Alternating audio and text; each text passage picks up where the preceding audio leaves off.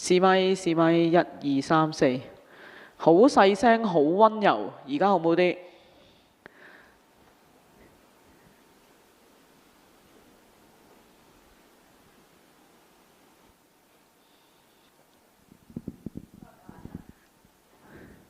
一二三四五六七八，好冇啲？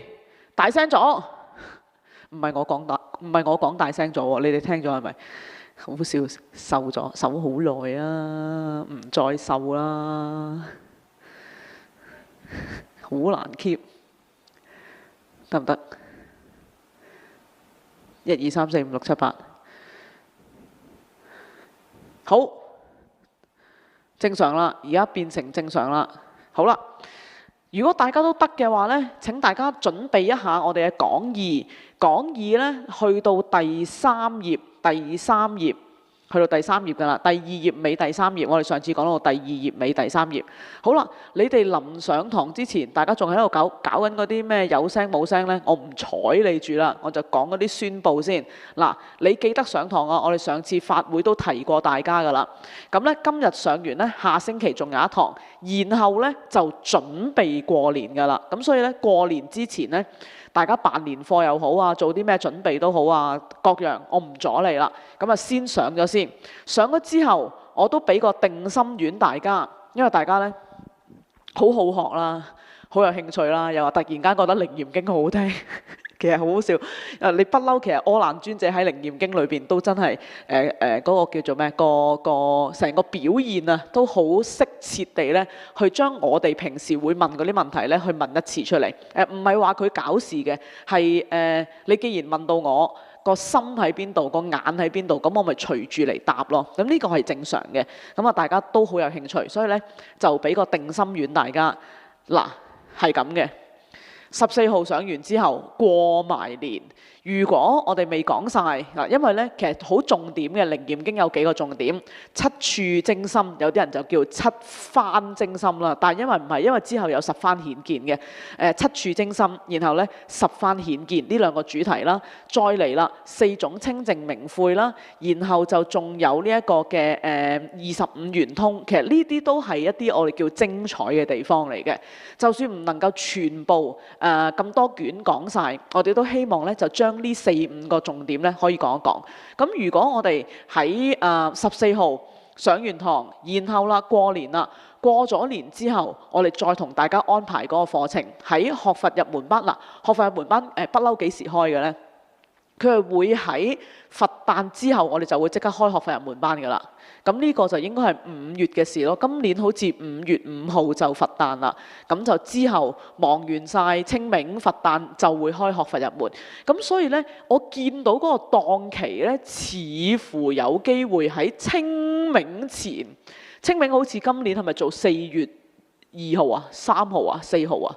好似3號、4號咁上下就做2日嘅，咁應該喺清明前有機會就再將我哋未完嘅一啲部分呢，可能就會接住去講。嗱，我唔夠膽包一定係嗰個3月4月，但係個似乎3月4月就好有機會會發生，好冇？咁所以就學佛入門班係5月5號之後先會發生嘅事，而我哋深入經藏未講晒嘅《靈驗經》呢，就會喺希望啦。過咗年之後，最有機會3月就會開始噶啦，好冇？咁啊，呢度我哋就同大家報告一下。好啦，搞完嗰個《靈驗經》，講緊嗰個後續安排，呢個講咗啦嚇。後續安排之後呢，咁我哋就要講講今日啱啱大家報咗名啦，報呢一個嘅子夜禮佛啦，參完摩禮佛燒頭香，咁就仲有傳燈嗰啲供嗰啲新春燈呢，就全部呢個呢。咪上次不停咁樣提你哋快啲登記，就好似咧唔知點解法會前一日咧，總係有人叫做咩臨時臨急臨時臨急先嚟登記嘅。咁有陣時咧怕同事咧有機會做唔切啦嚇，咁所以咧就提大家啦，你哋供嗰啲新春燈咧，我哋就會喺真正正月初一嗰陣時就會係上燈。咁啊大和尚就會亮燈，就同大家就祝福回向。咁啊上燈嘅時候就先做一個嘅祝福，然後啦喺年頭嘅齋天咧就再做一個嘅回向嘅。修航師頭先都問幾時俾你哋寫嗰啲許願紙呢？我下星期就會擺出嚟㗎啦。咁大家可以咧照舊咧就 download 我哋嗰個嘅PDF。咁你就可以印張許願紙，就一開8嘅，即係可以有8小張，就寫你自己嘅心願，自己親手寫。我成日都話你自己親手寫，然後我哋幫你咧掛起佢，咁就喺埋晒初一同埋正月11嗰一日咧嘅齋天咧，就同大家回向。個燈咧就點到15嘅，農曆嘅正月15嘅，好冇？咁啊幾項嘅宣佈，請大家留意一下。冇特別啦。好，跟住嚟啦。原來話都冇咁快，我哋同大家大步走，幾時大步走呢？原來係呢個禮拜日㗎啦嚇，1月12號星期日嚟嘅，星期日同大家大步走，嗰啲報咗名就應該陸續收到晒阿林生同你確認，然後就編晒車㗎啦。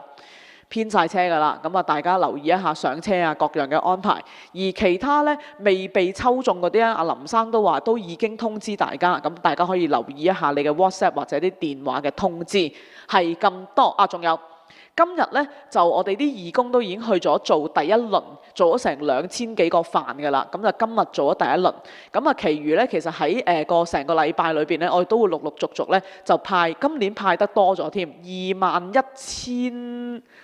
，21600個好似係定700個，咁啊多咗成1700個嘅飯，咁啊另外仲有幾千個湯咁樣，咁就今日做嘅就係獅子頭咯，紅燒獅子頭，咁另外仲有個好似係金湯福袋咧，都會陸續喺今日同埋之後就今日係第一日嘅，之後呢一個禮拜咧就全部就會送出咗21000幾個飯盒。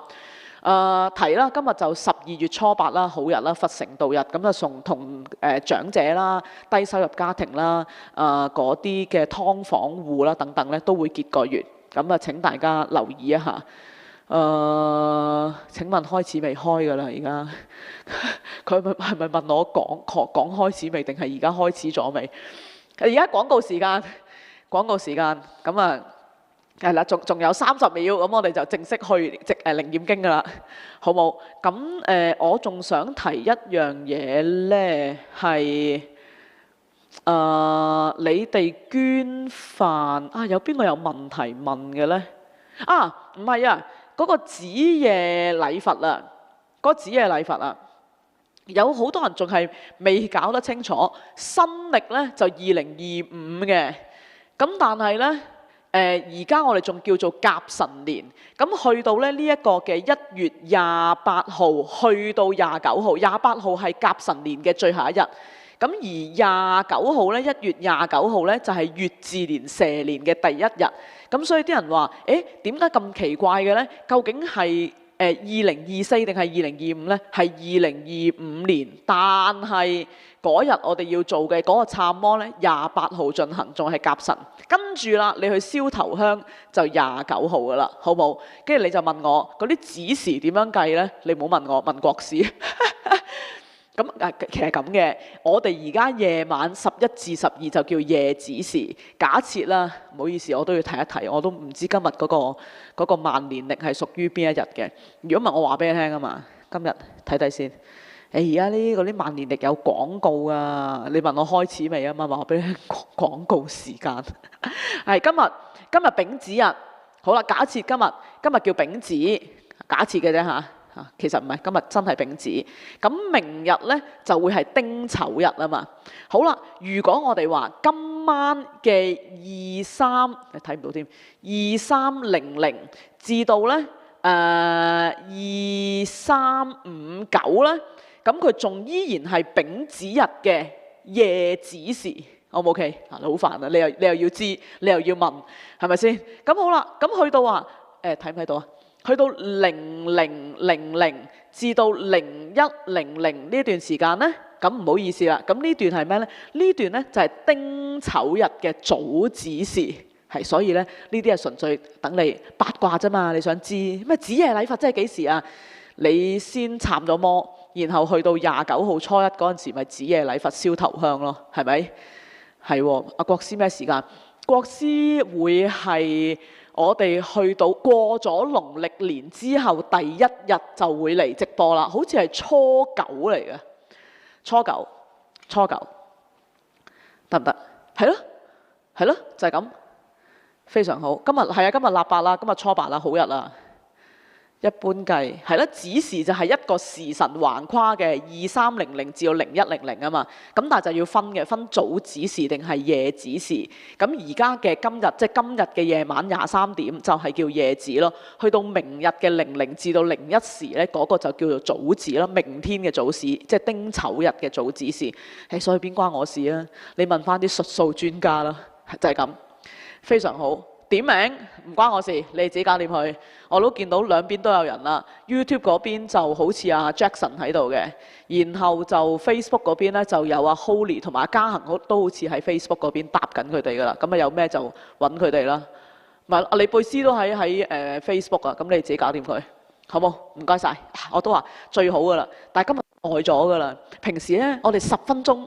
今次靈驗經10分鐘就可以開波，今次宣佈耐咗少少，就係因為大家好關心嗰啲早子同埋夜子。好，翻嚟嗱聲，我哋就話啦，你哋上次咧去到筆記嗰度咧，靈驗經嘅第一卷，第2版 page 2去到 page 3，係啦，去到第2版第3版，內容係邊度？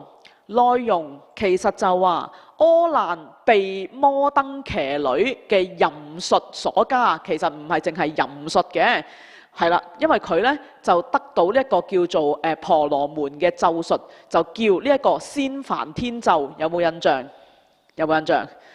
係啦，呢個係啦，蘇皮迦羅仙梵天咒嘅迷惑，佢中咗啦，中咗啦，然後就嚟爭啲出事啦，記得嘛？我哋啱上次講到就嚟爭啲，係啦，千鈞一髮之際就嚟出事啦。佛陀知道，然後就叫文殊菩薩拎住靈驗咒，係啦，憑靈驗咒。啲人點樣拎住呢？你心裏邊記住又得，你唔係即係好似而家咁樣寫個咒，然後畫到符呢，黃色底紅色字咁樣貼落去柯蘭嗰度，唔係咁嘅，即係憑啦，你可以就話將係拿拎，係啦，憑住靈驗咒就去將呢一個嘅仙梵天咒消滅。所以有好多人就問啦，佢話點解靈驗咒可以辟邪呢？應該咁講啦，佢有護身嘅作用。凡係一啲想對你唔好嘅眾生或者對你唔好嘅咒術，都能夠通過靈驗咒去消滅、去破壞。好啦，咁所以咧，文殊菩薩拎靈驗咒去救柯蘭，佢話提掌柯蘭及摩登伽歸來佛所。呢個係我哋上次講到嗰部分嚟噶嘛。好，記唔記得我哋話，其實喺正常嘅 practice 嗰度，每逢有齋主要去供佛齋僧嘅時候，佛陀或者僧眾係會對嗰個齋主去進行開示，即係你係啦，你供養三寶。我覺得呢件事係應該要去詳細說明多少少。我哋啱啱星期六供天嘅時候就講過呢個部分。點解人哋天界眾生睇你啲食物就好似啲鋪鋪一樣咁污穢？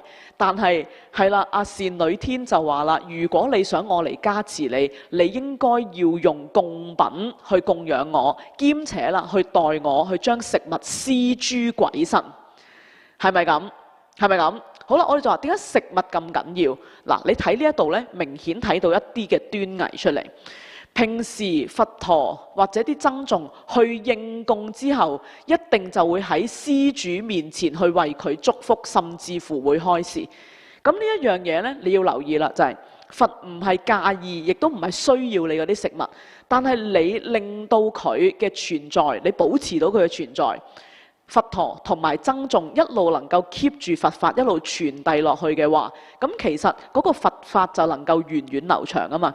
咁故此咧，你俾食物就係好似你表示你嘅敬意，咁但係大家所重視嗰樣嘢咧係個法啊，係個法先係緊要啊嘛。所以你俾咗食物佢，佢就為你說法，呢個係個正常嘅操作嚟。但係《靈驗經》嘅開首，佢正正話俾你聽，今次就出現咗唔正常嘅情況。佢呢個齋不旋歸就已經係一種超級唔正常。點為之超級唔正常啊？因為佛陀冇停留喺皇宮，沒有啊，冇停留喺皇宮去為嗰個嘅齋主頻婆娑羅王啊，即係冇為嗰個齋主去說法，反而就即刻點啊？旋歸啊，係快速地離開。而當陣時，頻婆娑羅王、大臣、長者、居士都知道呢一種齋不旋歸係唔正常嘅時候，然後驅來隨佛，佢哋就嗱嗱聲跟上去，跟住佛陀返精舍。呢度明唔明先？呢度明唔明？佢呢度帶出咗兩件事：第一，齋不旋歸係唔正常嘅；第二，我哋要講清楚，就係佛陀就算去應供都好，所重視嘅係個佛法。如果大家大概都知道我發生咩事嘅，我哋就直不講入去未講嗰啲嘢。明嘅唔該你，大家打個 M 字先。係啦，打個 M 字先。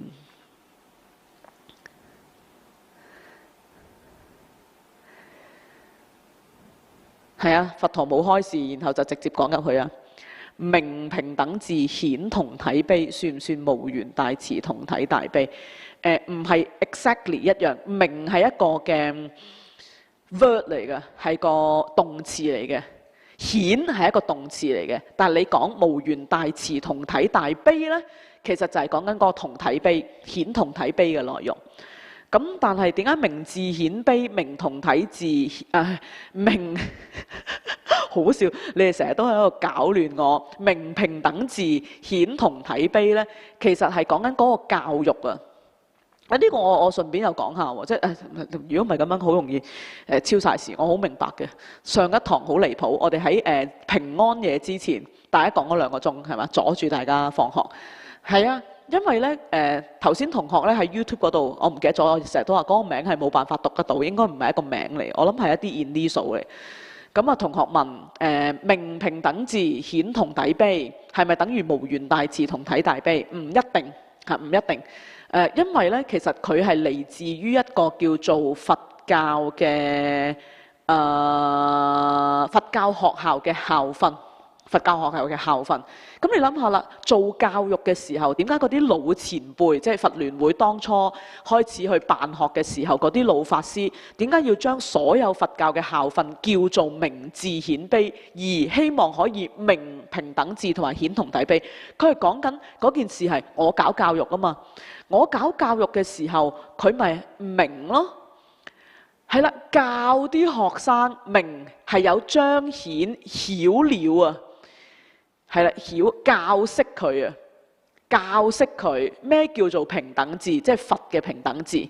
然後啦，仲要係點啊？顯啊，係佛有同體大悲嘅，佛有呢一樣嘢。咁但係點樣讓你知道佢係通過教育裏邊可以係有教無類咯？以前佛教學校好多時係喺啲屋村裏邊咧，基層家庭為多，然後去進入嗰啲學校噶嘛，咪顯同體悲咯。係啊，咁故此咧。係啊，時光師同學啊，係啦。故此咧，點解佢有明同埋顯啊？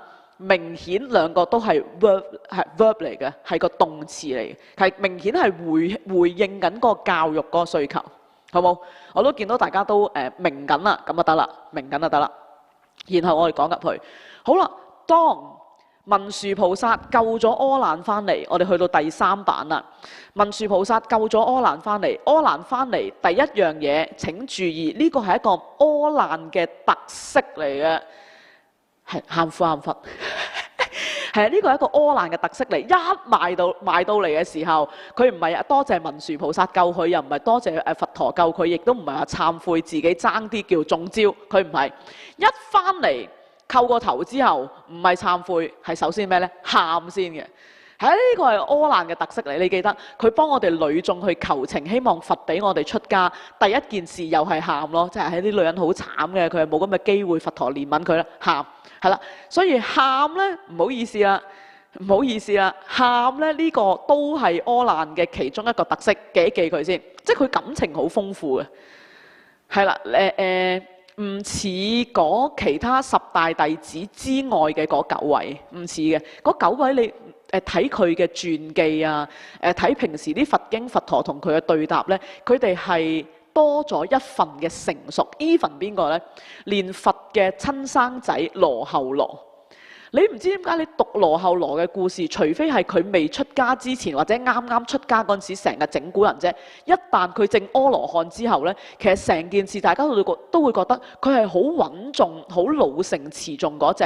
但係阿難由佢初跟佛陀，直至到佛陀涅槃呢，唔好意思應該話，直至到佛陀涅槃後，要進行第一次結集都好啦，佢成件事係你唔覺得佢好老成，你淨係覺得佢好活潑啊！佢好活潑，好人性，同我哋好似個距離係最近嗰種。咁故此我哋就話啦，係眼淚攻勢，我哋就話啦，你喺十大弟子裏邊要揾一個人喺《楞嚴經》裏邊扮演呢個角色呢，唔好意思，冇可能係其他嗰幾個，一定係阿難。好，所以咧留意住阿難一翻嚟係眼淚攻勢，係啦，即刻就喊。喊有咩好處啊？大家你擺落去睇下。你正常人咧，你唔好諗佛法嗰啲嘢先。係啦，係啦，冇錯啦，冇錯啦。啲細路係噶嘛，你未打佢喊定先，咁你喊定先係點啊？你打佢嗰個人或者鬧佢嗰個人就會手下留情，係啦，唔好責備佢住。佢呢一樣嘢就係好體現到一般眾生乃至到我哋一般人所講凡夫嗰種嘅習慣。喊咗先，你唔好怪責我。但係講真啦，喺呢一度咧，你唔好嫌棄我咬文嚼字。喺呢一度，我哋成日都話佛菩薩乃至到呢啲尊者同我哋互動，佢沒有一個動作，沒有一句説話係多餘。阿難咁樣喊，你可以體現到啲乜嘢？點解佢咁驚人哋罰，咁驚人哋去責備佢？其實你要留意，有好多人佢唔明佛法，佢唔明因果，佢就會話我做咗壞事，個上天會懲罰我啊嘛。呢樣嘢你係唔明佛法嘅。佛陀從始到今，佢都冇希望要去責備任何人。你做錯事係你自己承受個惡果啫嘛。佛陀同埋啲菩薩成日都講，如果我可以去代眾生去受罰去受罪嘅，佢哋都願我哋去願代眾生去受苦。咁所以試問，點解你中咗招嘅時候，或者你將近中招未傳道力嘅時候，佛陀會怪責你啫？咁呢一樣嘢係一個體現嚟嘅，就係咧佢喺《楞嚴經》裏邊滲咗一出咧，就係眾生唔明嗰個佛法真義嘅一種味道啊！大家感唔感受到？感受到唔該你打feel 到啊，喂 F 啊！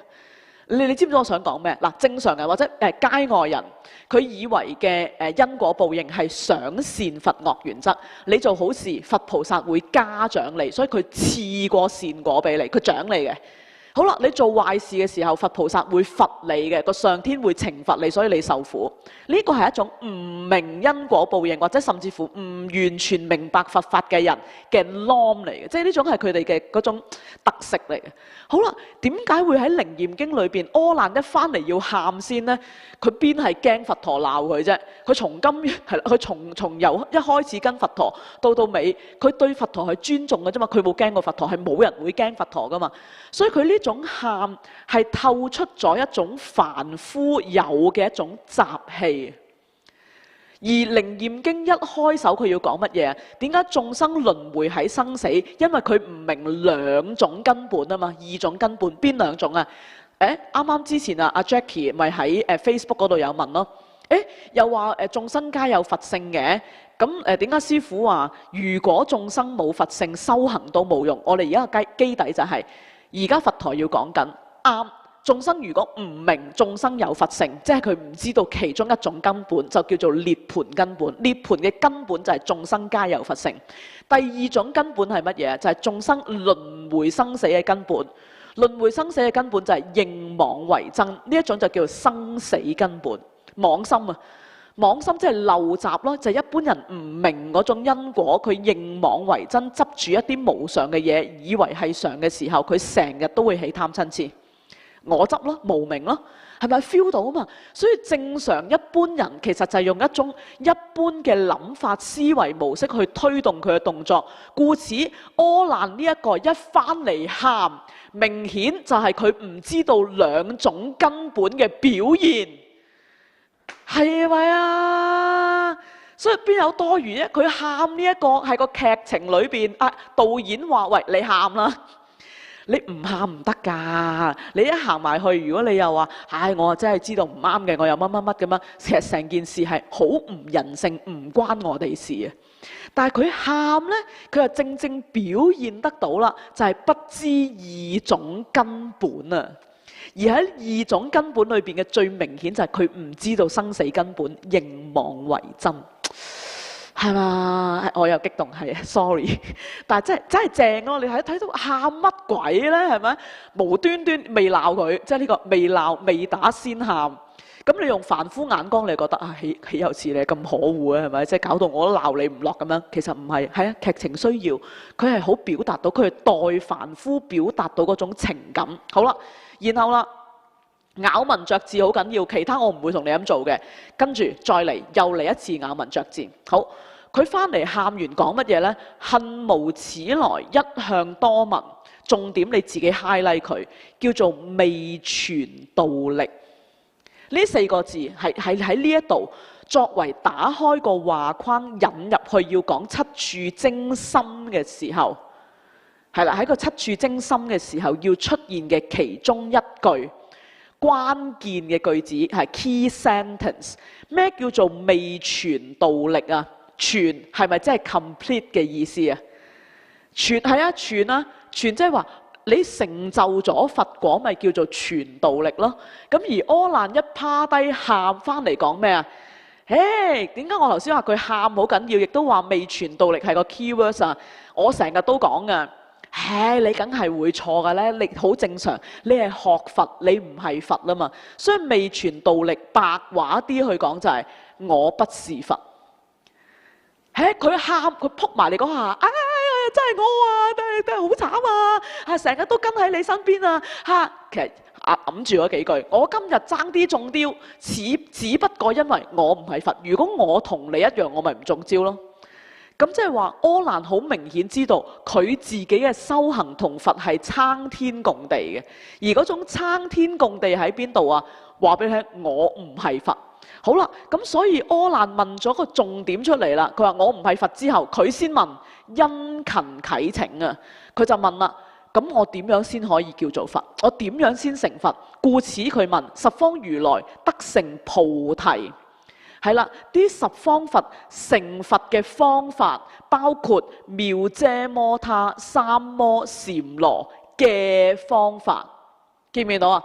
所以呢個未傳道力係引入佢下邊講，柯蘭要問佛，佛成佛嘅方法包括妙遮摩他、禪羅、三摩係點樣㗎？點修㗎？咁如果我哋用一個頭先一個順序啦，你用個倒序嘅方式，從果去推因，你就會知。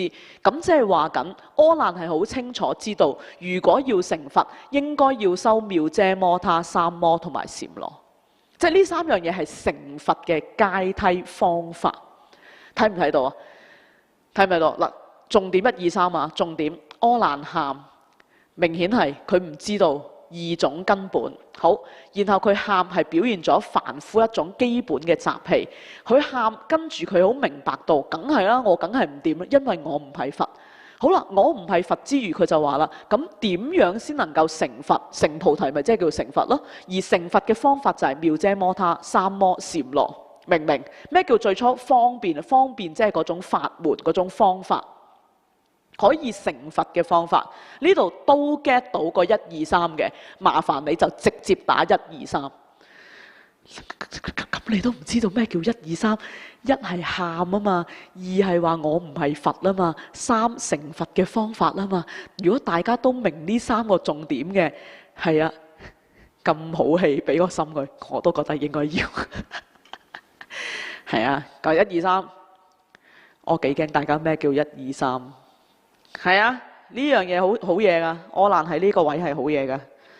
同埋呢，即係成件事，你諗下喺凡夫嘅角度去睇呢，你而家睇經你唔會問㗎嘛。成件事呢，我睇嘅時候呢，係覺得呢非常唔尋常，同埋有啲離譜啊！你中招啊中招，你可以問好多嘢噶嘛。例如就話，有啲咩護身，即係你哋一般正常人問念啲咩咒係咪啊？可以護身嘅，有啲乜嘢可以叫消業障？佢唔係問呢啲喎，佢一行埋嚟撲埋嚟喊之後就話我唔係佛。好啦，話完自己唔係佛咋，咁點成佛？你點會啫？即係你哋等於你撞完邪之後，你會唔會問人哋阿法師我點成佛咧？成件事唔 make sense 嘅。你問下你自己係咪？係啦，你即係咧，你去旅行突然間又話啲門又有聲啊，跟住又嗰啲床又有鴨啊，跟住有人敲你門，開門又冇人，你會翻嚟問師傅我點樣成佛啊？係咪啊？係咪啊？得意啊咧！真係《楞嚴經》係好聽，同埋成件事真係好搞笑。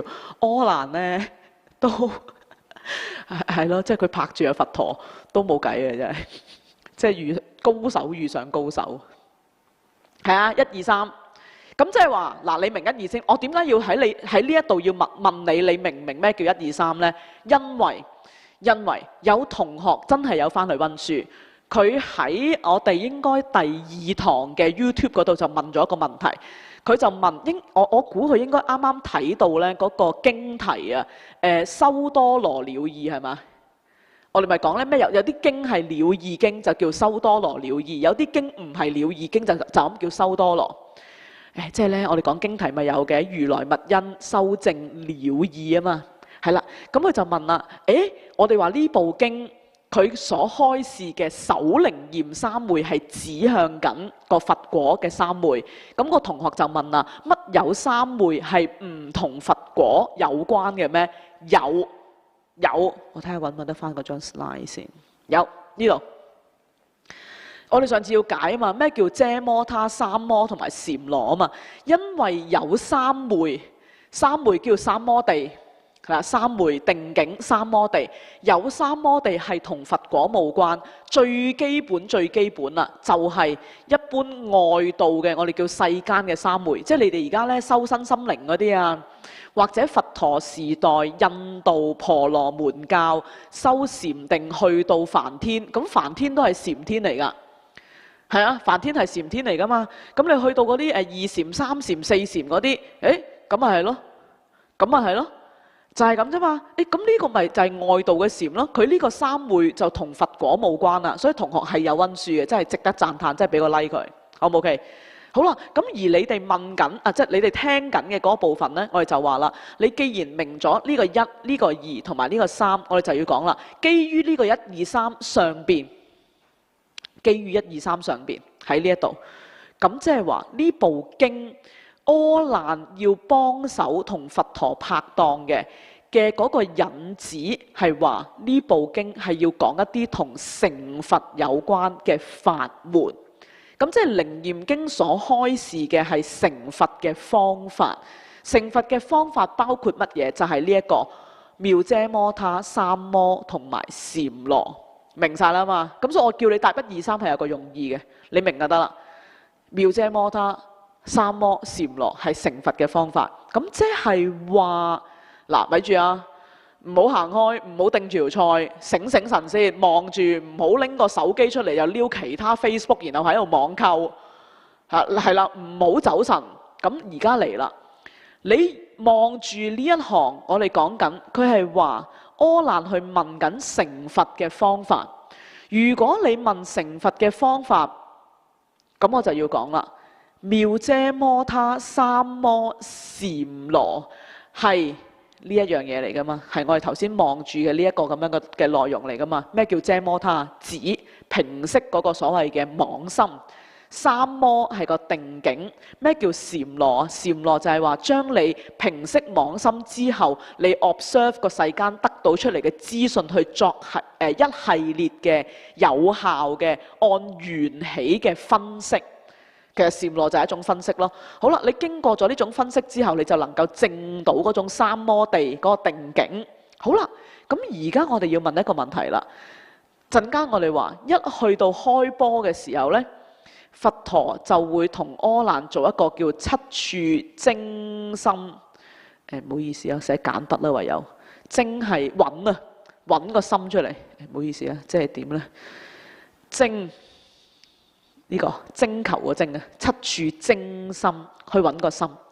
嗱，你真係唔好走神，你跟唔到咧，你翻聽啊嚇，唔好定住條菜，唔好妄求，聽清楚，呢度係問成佛嘅方法。嗱，柯南唔係咁講啊，柯南唔係話我點樣成佛，我點樣可以先做到佛，佢唔係咁講。佢話我想要知嘅係妙遮摩他三摩禪羅，佢問緊呢一樣嘢。咁即係話成佛係可以通過修遮摩他三摩同埋禪羅而得嚟，而佛陀唔係直接答佢。佛陀唔係直接答佢。佛陀做啲乜嘢呢？佛陀就話啦：你我同氣係啦，與我同氣，情均天倫。佢真係答佢嘅喎，佢唔係整蠱佢嘅喎，佢就話啦：你喺我嘅佛法中見乜嘢嘅聖相，然後讓你去捨棄世間嘅情愛、心重恩愛，而走去修行嘅呢？佛陀咁樣問。好啦，咁即係話佛陀用呢啲開手係要進行佢七處精深嘅引入。嘅引入係咩？係咪啊？我有講咩？係唔係？係咩？唔知添，真係呢個口頭禪啦。係啦，七處精深，佢要精深之前，佢用呢個引入，佢問佢見乜嘢聖相，但係我哋要話啦，明明你冇理由問非所答噶嘛。柯南係問緊修三摩禪羅遮摩他嘅法門，但係佛陀唔答佢，就問佢見乜嘢。好啦，問佢見完乜嘢之後呢，我跳少少啊嚇。問佢見完乜嘢之後呢，佢就講緊啦。佢話：嗱，你要直心答我下，答乜嘢啊？佢話：咁你用乜嘢嚟見？你用乜嘢嚟到心生愛樂？佢問緊見同埋愛樂嘅部分。好啦，喺呢一度。喂，大家知唔知我發生緊咩事㗎？好緊要喎！呢件事，喂，你問緊用咩見同埋用咩嚟去諗，用咩嚟到 feel 到開唔開心嘅時候，同柯南去問遮摩他禪羅三摩有咩關係呢？有咩關係？嗱，你見唔見到兩樣嘢？因為佢隔得好開啊，佢隔咗成段呢，你會覺得，你就淨係睇個經，人哋話俾你聽啊，呢度問佢個心喺外邊定係喺裏邊，佢就答呢啲嘢嘛。其實唔係，一開手柯南係問緊呢一樣嘢嘅，問緊點樣平息個妄心，然後點樣去作一個所謂嘅靜觀，如何可以得到三摩地，係嘛？係佢問緊呢啲嘢咩？即係點樣修三摩地喎？點樣禪修喎？你哋最中意講啊，點樣禪修喎？但係你有冇見到啊？佛陀唔係直接咁樣去答佢㗎，但係佢答緊嗰樣嘢係同柯南問嘅嘢係有關係。嗱，大家坦白啲啦，你見到有關係就麻煩你打 Y， 你見唔到有關係你就自己打 N， 算啦。如果你睇唔到咧，你要出一出去，然後 refresh 啦，係啦，唔係。未講聖相嘅分別，佢其實七處精深，佢係逼柯南埋去牆角，逼佢埋死角。你要修禪羅三摩啊嘛，你要修定境啊嘛，你要修遮摩他啊嘛，遮摩他即係止啊嘛。你要止嘅時候，我咪停你咯。佢揾方法去停息佢妄心，但係你連妄心係咩都唔知嘅時候，你停息唔到啊嘛。我都見到有啲 N 㗎，我明㗎。係啊，因為佛陀係一去到嘅時候咧，真真正正同佢開始咧，佢係問佢啊嘛，佢用咩嚟引入啊？見，冇咁快先。佢用咩嚟引入？佢首先問你點解出家？你點解嚟修行啊？你見到乜嘢嚟修行？好啦，咁佢見到乜嘢，佢咪答佢咧？照答啊！你個相好莊嚴啊！你唔係因為世間情愛而生嘅。咁佛陀就進一步問啦：你用乜嘢嚟見？然後啦，用乜嘢嚟感受到嗰種愛樂？佢咁樣問啊嘛。係啊，所以你 N 係正常㗎。我哋而家就希望幫你貫穿埋一件事。第一，柯南係問緊點樣修止觀。點樣修止觀？點樣修禪？點樣證得嗰個三昧？柯南係問緊呢啲嘢。好啦，咁哇，你係咪冇辦法睇到嗰啲係咩字嚟呢？都應該估到嘅，三昧咯。再嚟一次先，係啦。柯南問第一樣嘢點樣修？點樣修子，哇！我都覺得有啲困難 ，sorry。點樣修止觀？遮摩他嘛。第二，點樣修禪？係咪？第三樣嘢，點樣證得三昧？柯南係問呢啲嘢嘛？佛陀就話啦：好，嗱你咁問啊嘛。好，當日你為乜嘢出家？你見到乜嘢出家？咁柯南就話佢見到乜嘢，我哋陣間講啦。好啦，咁既然你見到一啲嘢，然後先出家嘅，好，佛陀就話你用乜嘢嚟睇？你用乜嘢嚟見？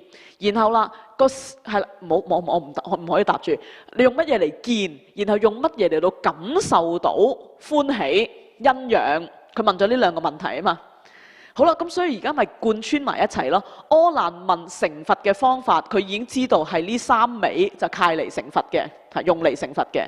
好啦，咁既然你想問呢啲嘢，咁佛陀就話：我咪答你咯。你既然要修呢三樣嘢啊嘛，呢三樣嘢修行嘅方法一定要讓你先搞清楚，你明唔明你平時用乜嘢嚟到去辨別，用乜嘢嚟到去同世間互動，你要搞清楚，因為止觀係平息你嘅妄心。呢一日話我激動啦，係嘛？係好激動。係你用乜嘢嚟到平息個妄心啊？嘛止觀啊嘛，遮摩他咯。係你遮摩他嘅對象係乜嘢先？你遮摩他你指嘅對象。指嘅對象係妄心啊嘛，咁然後啦，你作觀察嘅時候，你一定要分到兩樣嘢啊嘛，有一樣嘢係妄嘅，有一樣嘢係真噶嘛，咁我如何要修禪啊？即係話你連一啲資訊都冇，你如何去進行分類？你做唔到啊嘛，係啦，咁所以柯南答佢咯，用心嚟到去辨別，用眼嚟到去睇啊嘛。唔係呢啲嘢，佛陀就要進一步去幫佢搞清楚，你要修止觀，你指乜嘢？個 subject 係啲乜嘢？個主題啊，你收咩啫？你收咩止觀？嗱，呢啲明顯係我哋平時成日都講嘅，你係念口簧講出嚟嘅佛教名相，人講我講，點樣成佛㗎？咩叫做止觀啊？點樣修㗎？唔係佛陀話，咁你修止觀，你想指乜嘢先？即係等於你話，喂，我而家食物敏感啊，你究竟係對海鮮敏感啊，定係對菇菌類敏感？你都總有一樣嘢㗎嘛，係咪啊？爆咪咩 ？Sorry。係咪先？你都冇個 subject 收咩啫？係嘛？所以佛陀係唔係整蠱佢嘅？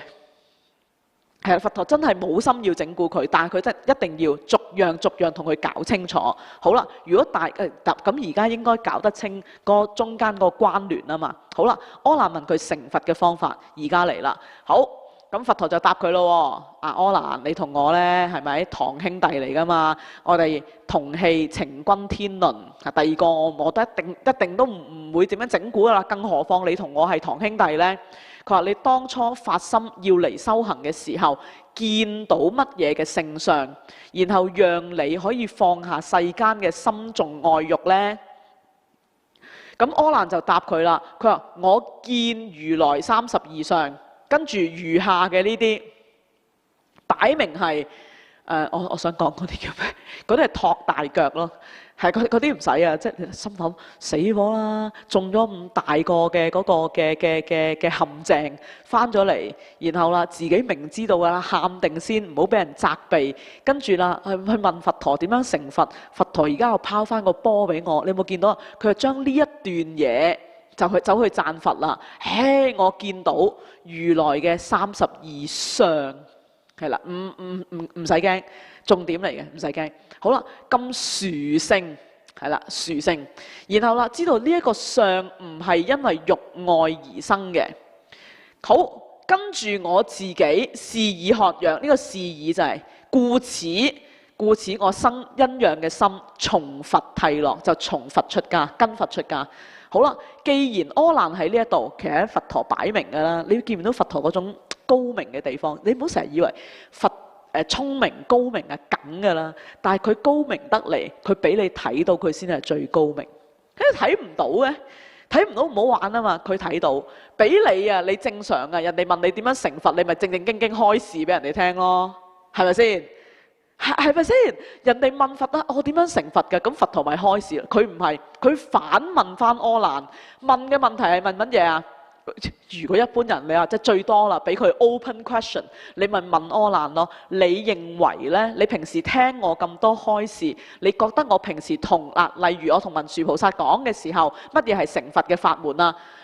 係咪？你應該都有啲類別俾佢講下噶嘛？佢唔係，佢直情一夾埋去啊！佢一下就已經係將我成日都話，你本來闊鏡嘅收緊全場嘅，突然間 pan 埋去，淨係一個人頭嘅啫。佢直接問佢，佢唔俾佢揀啊！佢問佢：你見乜嘢？切，係咪啊？你都冇得揀，你唔係答第二樣嘢咩？你講緊成佛，你唔俾我話我聽到乜嘢嘅咩？佢唔係講聽，我唔俾聽。又唔係話我感受到佛嘅慈悲，唔俾感受，佢淨係獨孤一味，佢先要柯蘭答你見到乜嘢嚟成佛？見到乜嘢嚟出家？嗱，大家平心而論，各位現場觀眾，睇緊直播當你現場，唔好意思，係佢直情逼佢啦。係啊，你冇得揀嘅，冇得揀嘅。即係咧，我又要講樣嘢俾大家聽。咁我哋咧咪啱之前供天啦，供天我哋買嗰啲糖果啦。咁我哋咧買嘅時候，咁因為都買好多嘢，咁有嗰啲積分卡，你咪儲嗰啲積分嘅，積分卡可以換嘢噶嘛。好啦，咁我好笑喎，咁阿師太，咁你可以揀換咩？哇，你換得都好豐富下噶喎。首先咧係換花膠，係啦，罐頭鮑魚啊、花膠啊，全部我哋都唔會食唔會用嘅。跟住咧唔換啊，咁你可以換幾架嗰啲手拉車，人哋買餸4方盒嗰啲有個手柄嗰啲。你心諗阿法師拖住嗰個手拉車都好異相㗎，係咪？冇樣嘢啱用嘅，結果到最尾好似就係換多幾盒糖果咯。咁而家問題就係話你可以換嘅內容物只係花膠同埋鮑魚，咁你邊有得揀啫？一係花膠，唔係就鮑魚。你睇下佢哋幾開心，係咪開 party 係啦？咁你揀咩啊？你係佛弟子，而家我成日都話啦，你得 A 同埋 B， 咁你話喂，我兩樣都唔揀，我可唔可以揀 C？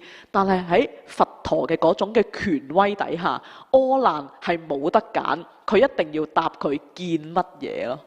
有冇見到佛陀嗰種高明啊？即係話俾你唔好行開啦，我而家就直情問你同你對眼有關嘅嘢。又似你好嗱，呢度你明啊嘛？我再換轉另外一個角度，假設有人你要發心嚟出家，我會唔會話你見到乜嘢，所以你發心出家？係咪啊？你成件事都唔 make sense 嘅，但係佛陀就要將呢種咁唔 make sense 嘅事擺落去，去讓你明白到原來成佛嘅方法係同你認知得到你嘅六根同埋你要嚟認知嘅嗰個嘅所謂色心係有關嘅。係啊，佢唔係同你講其他，你講遮摩他嘛？咁遮摩他要嚟停息嗰樣嘢喺呢一度叫妄心，但係其實講真，你有正知見嘅時候，辨別嘅嗰個就叫正見；你冇正知見嘅時候，識別嘅能力就叫妄心。咁所以就 depends on 你係咪真係明咩叫做迷，咩叫做悟，你嘅知見係咪如實嘅？啱啊，反正就係夾佢埋牆。答啊！答睇咩？即係其實成件，因為我成日都代入嘅，可能你哋成日都話我編劇上身啦，我會代入咯。即係如果佛陀有一日問我，你睇到咩嚟出家？我會問可唔可以答第二樣咯？即係我而家咁講啫，而家懶係夠膽啫。如果真係佛陀你問我，我都會答睇到咩咯，因為佢只係問你睇到咩，你唔會話因為咩咯。係咪先？好啦，咁即係話正常地，佛陀應該問你因為乜嘢發心出家？佢而家唔係，佢係唔正常地問你睇到乜嘢出家？成件事真係唔正常到爆。好啦，我真係想問下啫。如果你都 agree 啊嚇，你都認同佛陀咁樣問，其實係唔正常嘅。即係對於我哋凡夫嚟講，我哋一般咁樣去溝通交流嘅時候，我哋係唔會咁樣問嘢嘅。你都同意嘅，麻煩你打個 A 先。係咪先？你打個 A 先，唔正常噶嘛？我為咩出家？為咩出家？你會講為咩噶嘛？你唔會話你睇到咩出家噶嘛？係嘛？答啊！答啊！係佛陀唔俾你揀，答啊！你只能夠講睇到咩？成件事係好搞笑嘅，得啊嘛？得啊嘛？好啦，咁而家唔講其他嘢啦，佢就真係走去答體到咩？成件事最得意嘅就係柯南又真係順住佢條路走去搭體到咩咯？所以你睇下，你係會亂㗎。點解我頭先咧企喺呢度咧？呢個位啊，企咗咁耐啊，因為佢問嗰啲嘢明明係講乜嘢係止觀，我點樣修止觀，點樣修禪而證得三摩地啊嘛？佛陀唔答佢啊，佢就問啊，你見到乜嘢出家？但係關事嘅，因為其實佛陀想幫佢去揾出你修止觀嘅 subject。好啦，修止觀嘅 subject 而家嚟啦。好，柯南答咗佢，因為佢見到如來嘅聖相，所以走去出家。好啦，咁所以佛陀冇直接答佢，但係就問咗佢見乜嘢。喺呢一度，我想再 further 等大家知道，見頭先我哋講咗有一樣嘢就叫做色心，辨別嘅能力。辨別嘅能力即係我哋成日都講眼、耳、鼻、舌、身、意，係咪？你嘅意根。好啦，意根去諗嘢嘅時候，簡單啲，眼見到嘢，然後係咪用眼色去辨別佢？即係我而家見到一樣嘢，假設你而家望住熒光幕，見唔見到佛像？係咪？見到，我眼同佢有 first contact，然後進行受想行，行之後啦，你就可以辨別到，佢係一尊佛像。金色嘅身嘅，咁呢個辨別嘅能力就叫色心。咁我哋要知道啦，原來辨別嘅能力係基於你嘅見係咪正見。如果你基於正見去睇去辨別嘅話，你呢一種嘢簡單而言色心咯。但係如果你唔係基於正見嘅，咁我哋就話啦，呢一個係一個叫妄心。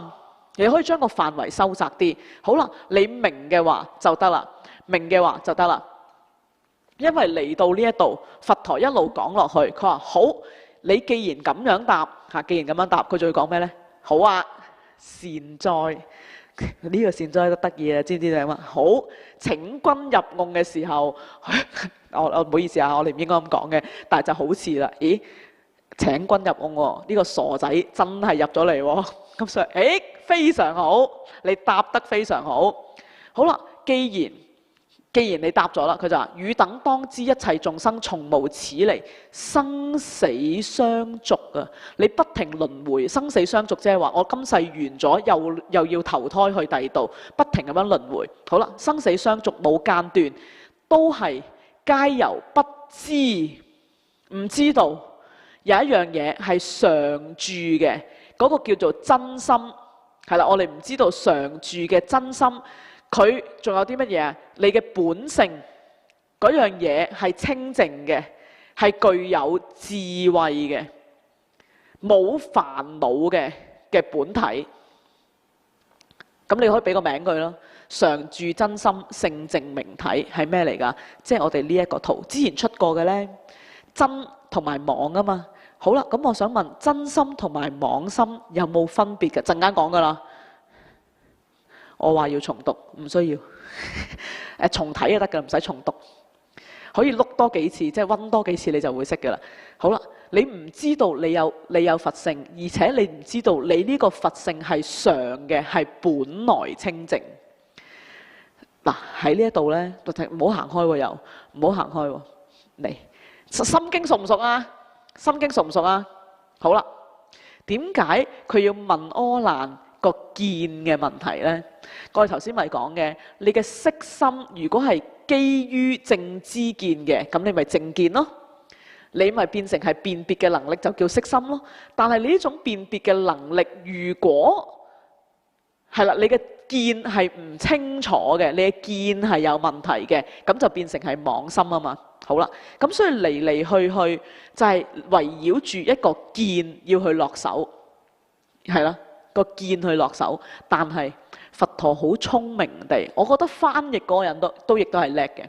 佛陀好聰明地係講緊頭先明明問佢睇乜嘢，但係嚟到呢一度，佛陀就轉一轉啦，俾翻少少 buffer佢，讓一讓佢。佢就話啲眾生無始以嚟要輪迴，係因為知嘅問題，就唔係睇到嘅問題，係知嘅問題。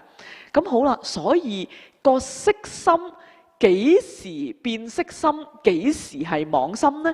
就係你嘅知係基於緣起，係基於正見嘅，定還是你嘅知係基於我執同埋貪嗔痴？好啦，嚟嚟去去係個知啫嘛。好，心經熟唔熟？心經熟嚟。知見做咩擺埋喺一齊？你根底裏邊，我已經將緣起內化咗啦。呢個係我嘅知嚟嘅。係啦，當我用咗呢一種知，然後去 view 個世界嘅時候，呢個先係個見啊嘛，所以先叫 right view。所以話乜嘢叫正見啊？一定係我哋將緣起法內化咗之後，你先能夠生起正見。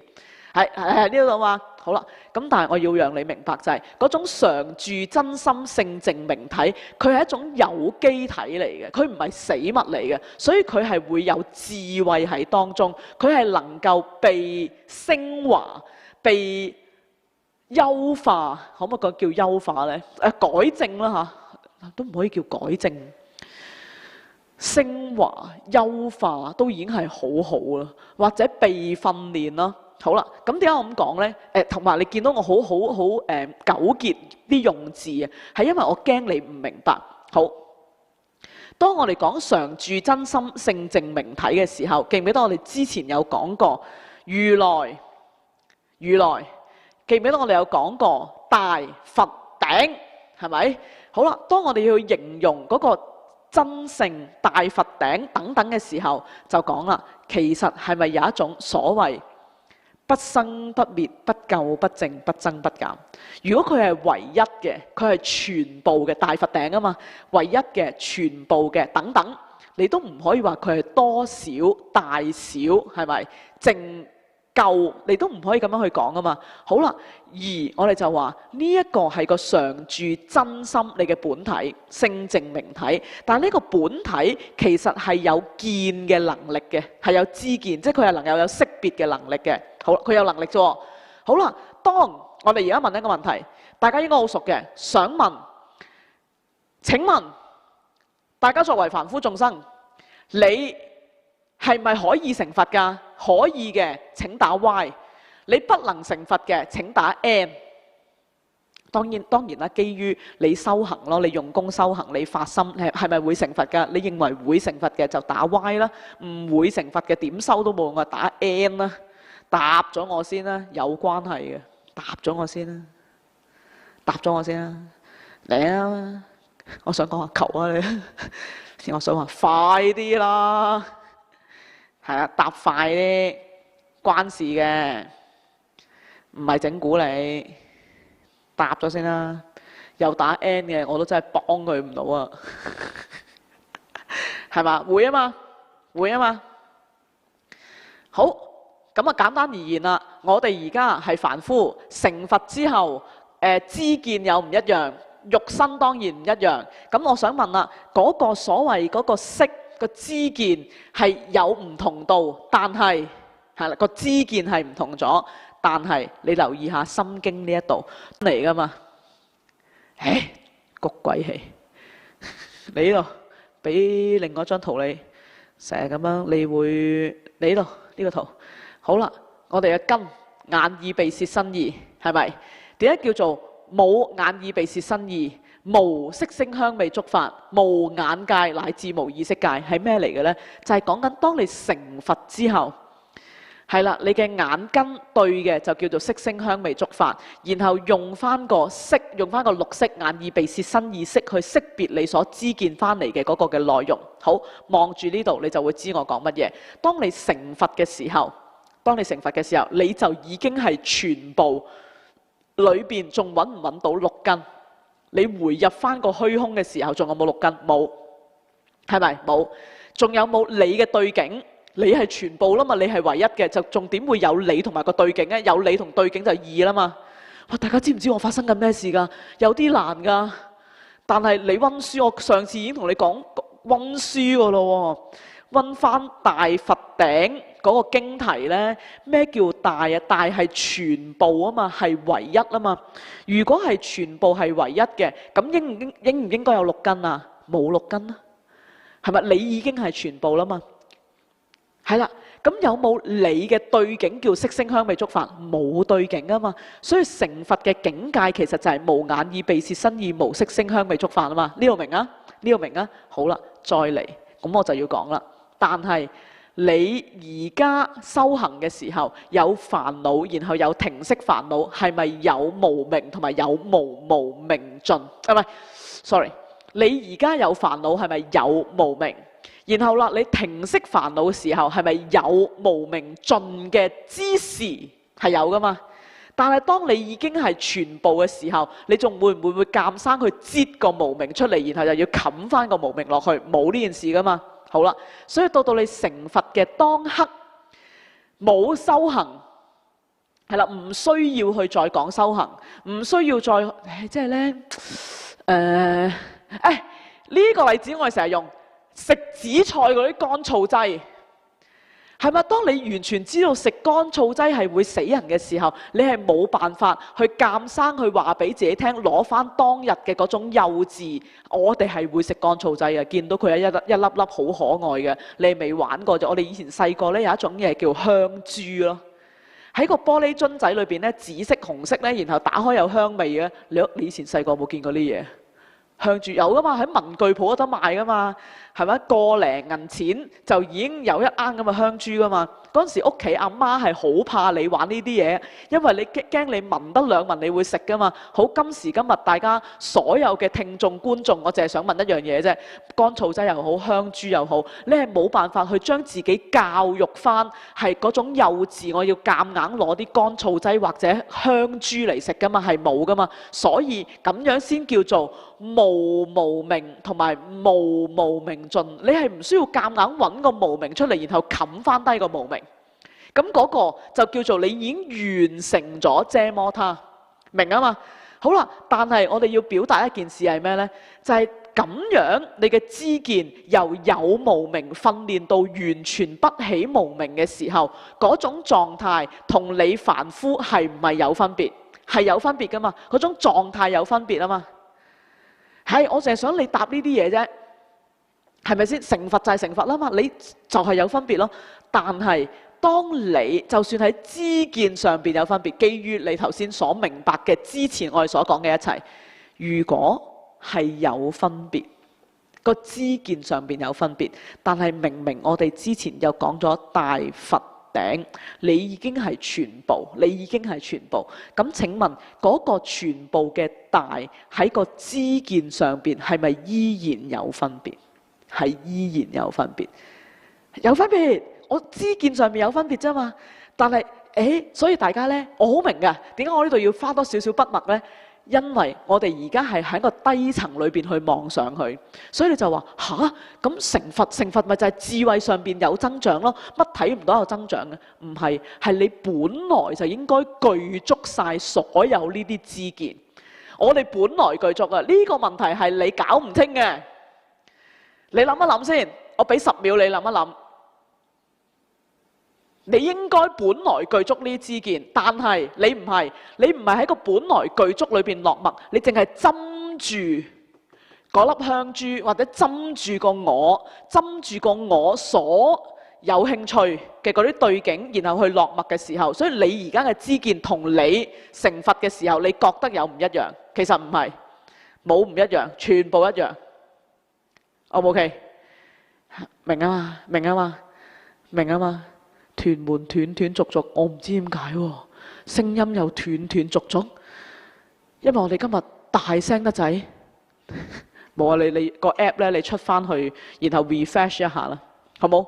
好，跟住嚟啦，咁你明啦。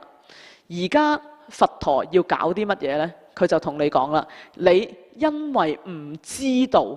好，嚟嚟去去係個知見嘅問題，所以佢幫你手去矯正翻你個知見。好啦，點樣矯正啊？好，佛陀就話嗱，你唔好走嚟走去啦，你直心籌我所問，你直心答我就得噶啦。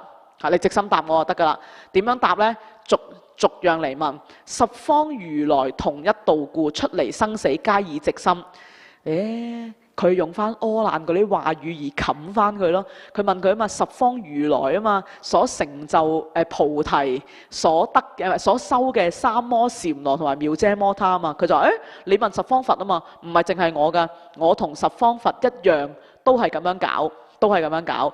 佢哋都係直心嘅，所以你要學佛啊嘛，你要成佛啦，你學直心。直心即係你真係知嗰樣，你答嗰樣，你唔好扭咁多花神。好，生死相續係一個點。生死相續即係唔直心，但我想問，一般人嘅直心係咩？坦白。一般人嘅直心係坦白，但係佢呢度所講嘅直心係乜嘢？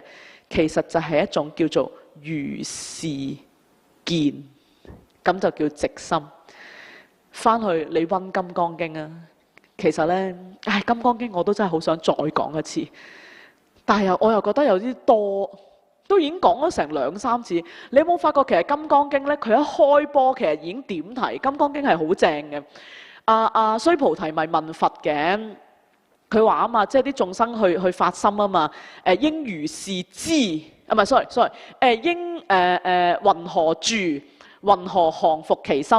佛就答佢啦，應如是住，係咪？行嘅時候你就溫翻佢書。好，呢度直心其實佢要去答佢如是嘅，唔緊要，我哋嚟呢度逐樣嚟。好啦，去到你哋嘅筆記嘅第3版第3段，我哋講咗啦，第3段就係講到最尾係源於如來嘅32相嗰度啦。我哋去到好啦，咁即係呢個內容。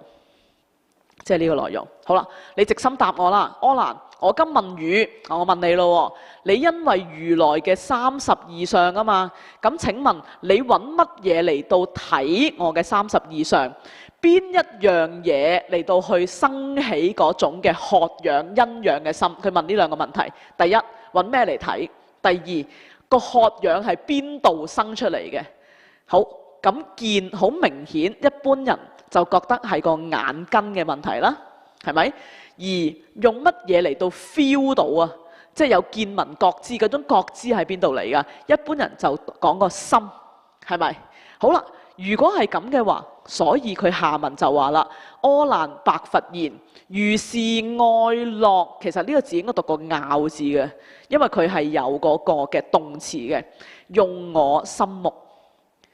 用我心目，好啦，點樣答啊？佢仲懶清楚嘅喎，好有條理嘅喎，佢由目觀見，係啦，佢由隻眼睇嘅，佢分得好清楚。